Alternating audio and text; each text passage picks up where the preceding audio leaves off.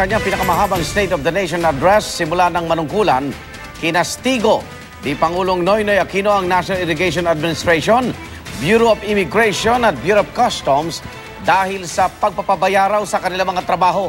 Pero may mga pinuri rin naman ang Pangulo dahil sa pagtulong umano nila na mabigyan ng pagkakataon ang mas marami na makinabang sa umuunlad daw na ekonomiya ng bansa. Saksi si Joseph Moro.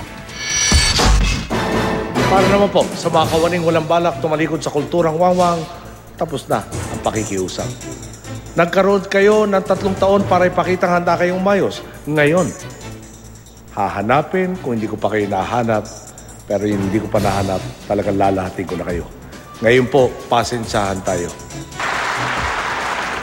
Ikinagulat ng marami ang mga pahayag na ito ng Pangulo sa gitna ng pagmamalaki niya sa mga nagawa ng gobyerno sa kalahati ng kanyang termino.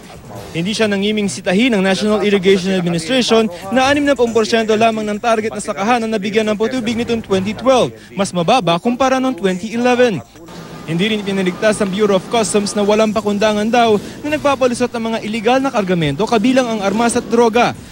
Habang ang Bureau of Immigration naman nasermonan dahil sa pagtakas sa bansa ng 2 pangunahing suspect sa pagpatay sa environmentalist na si Jerry Ortega at pagtakas ng isang Korean national.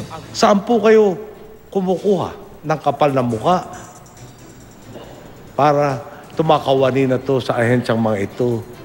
Hindi tulad ng mga yan, pinuri ng Pangulo si Foreign Affairs Secretary Albert Del Rosario dahil sa paglilikas ng mga Pilipino mula Libya noong panahon ng krisis doon. Saludo po ako sa inyo, Secretary Albert Del Rosario.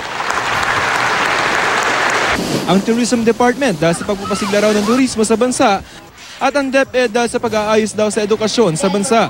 Bagaman marami na raw nagawa ang gobyerno, marami raw ang kailangang gawin. Damihan pa natin ang 8,581 na sityong napailawan.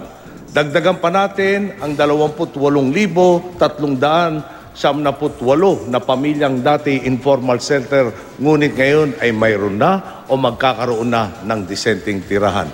Palaguin pa natin ang di bababa sa 40 bilyong piso kada taong dagdag ng perang napupunta sa edukasyon, kalusugan, serbisyong panlipunan at marami pang iba. Ipinagmalaki rin niya ang pamamahagi ng lupa sa Hacienda Luisita na pag-aari ng kanyang angkan. Pagdami na may mga PhilHealth. Partikular niyang binanggit ang Pantawid Pamilyang Pilipino program na pinakikinabangan na raw ng 4 na milyong pamilya at palalawakin pa. Ang pag-unlad ng ekonomiya dapat daw mapakinabangan ng lahat. Hindi natin pakay maghintay ng trickle down. Hindi pwedeng baka sakali o tsamba lang silang daratnan ng mga biyaya ng kaunlaran. Ito pong tinatawag nating inclusive growth. Ang may iwan na lamang ay ang ayaw sumama dahil hindi sinamantala ang pagkakataon. Pero kailangan daw magsakripisyo kaya sabi ng Pangulo baka panahon ng taasan ang pamasahe sa MRT at LRT dahil bahagi ng operasyon nito ay ginagastusan ng buwis ng mga mamamayan kahit yung mga hindi sumasakay sa MRT at LRT. Siguro naman po, makatwira nilapit man lang natin sa ibinabayad sa aircon bus ang pasahe ng LRT at MRT upang maituon ang subsidya sa iba pang serbisyong panlipunan. Bukod dito, gusto rin ng Pangulo na taasan ang kontribusyon ng mga miyembro ng Social Security System o SSS. Naniniwala po tayong panahon na para amyendahan ang SSS Pension Scheme.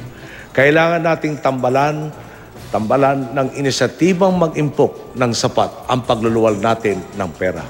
Kung magdadagdag lamang tayo ng 0.6% sa contribution rate, 141 billion pesos na agad ang may babawas sa unfunded liability ng SSS.